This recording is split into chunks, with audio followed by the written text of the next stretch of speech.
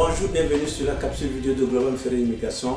Posez-nous vos questions, c'est la deuxième vidéo que nous faisons pour répondre à vos questions. Alors vous comprenez qu'aujourd'hui nous sommes vendredi parce que c'est chaque vendredi que nous répondons à toutes vos questions concernant tous les sujets d'immigration. Si vous avez une question, vous avez de la difficulté à comprendre certaines choses par rapport à l'immigration, alors vous êtes les bienvenus dans ces capsules vidéo parce que nous répondons à vos questions. Alors je suis Charlemagne M. Ferrat, spécialiste en immigration et le directeur de Global Ferry Immigration.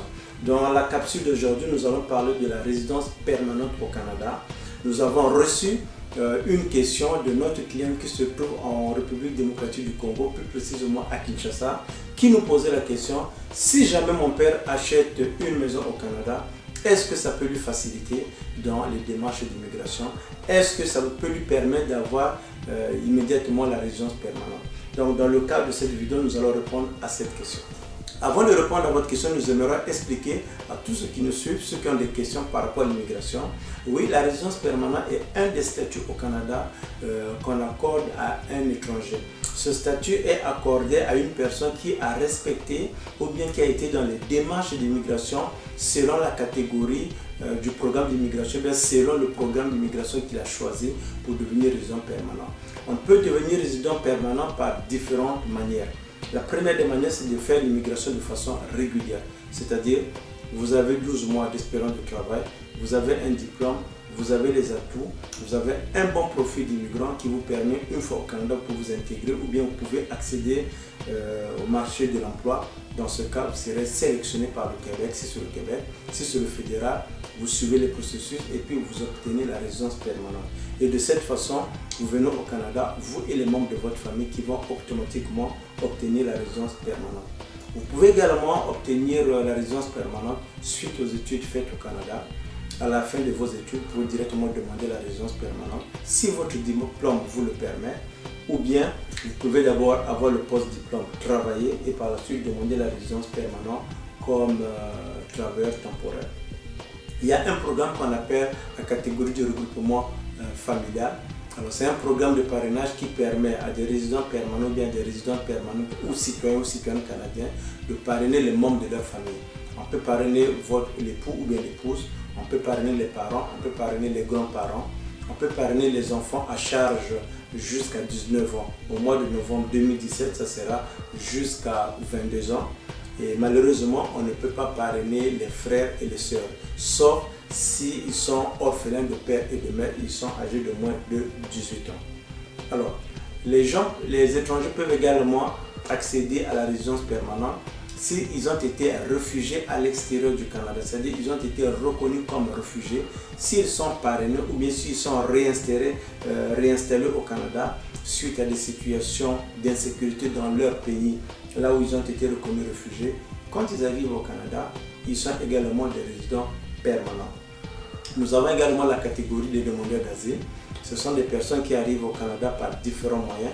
Ça peut être des personnes qui sont venues pour les études, qui sont venues en visite, qui sont venues en tourisme. Et il se fait qu'il y a des raisons qui font qu'ils ne peuvent pas repartir dans leur pays parce qu'ils pensent que leur vie est en danger. Et si jamais ils font la demande au Canada et que leur demande a été acceptée, il leur sera reconnu le statut de réfugié au Canada. Ces personnes peuvent devenir également des résidents permanents et les membres de famille qui les accompagnent. Donc pour répondre à la question de notre cliente de Kinshasa, de la République démocratique du Congo, non, acheter une maison au Canada ne vous donne pas automatiquement la résidence permanente. Mais par contre, ça peut vous faciliter dans certains programmes. Je prends un exemple, nous avons ce qu'on appelle le programme des gens d'affaires. C'est un programme qui est réservé à des personnes qui viennent au Canada, soit pour investir, il faut avoir un minimum d'avoir une aide de 1 800 000 $ et puis être disponible à investir 800 000 $ pendant une certaine période. Ou bien vous avez un avoir net de 300 000 $ que vous avez l'expérience de gestion d'entreprise. Vous venez soit pour acheter une entreprise, soit vous venez pour ouvrir une entreprise.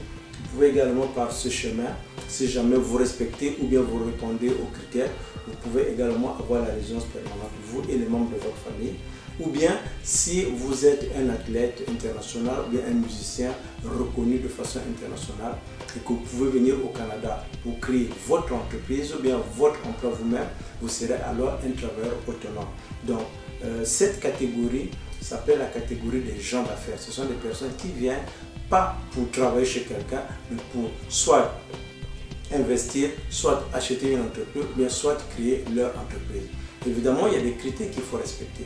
Alors, si jamais vous êtes dans le cadre de ces personnes que nous avons citées et que vous avez des questions et que vous voulez avoir l'heure juste par rapport à votre programme d'immigration, par rapport à votre projet d'immigration, nous vous recommandons de nous contacter ou bien de nous poser des questions et nous fera plaisir de répondre à vos questions. Alors, nous ne cessons de le dire, avant de choisir ou bien de donner votre argent à un spécialiste en immigration, faites vos devoirs. Vérifiez si la personne est autorisée à vous conseiller, à vous représenter et à vous aider.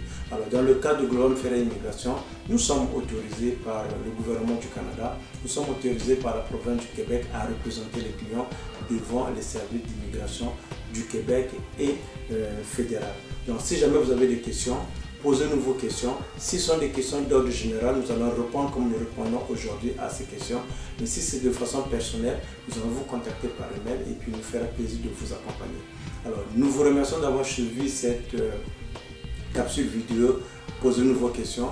Nous répondons à vos questions pour vous donner plus d'informations. Les vidéos que nous mettons en ligne sont des vidéos à titre informatif. Alors, nous ne vous recommandons pas d'utiliser ces vidéos pour faire un dossier d'immigration. Mais par contre, elle vous permet d'avoir quelques idées sur les programmes d'immigration. Si jamais vous avez des questions, contactez-nous ou bien contactez un spécialiste en immigration et ça nous fera plaisir de vous accompagner. Alors, merci d'avoir suivi cette vidéo. Si vous avez des questions, posez vos questions. Nous allons répondre le vendredi prochain à vos questions. Entre-temps, nous continuerons à mettre en ligne, à organiser des séminaires sur l'immigration pour vous donner plus d'informations. Merci d'avoir choisi Global Ferry Immigration. Merci d'avoir été des nôtres. Passez une agréable journée. À très bientôt.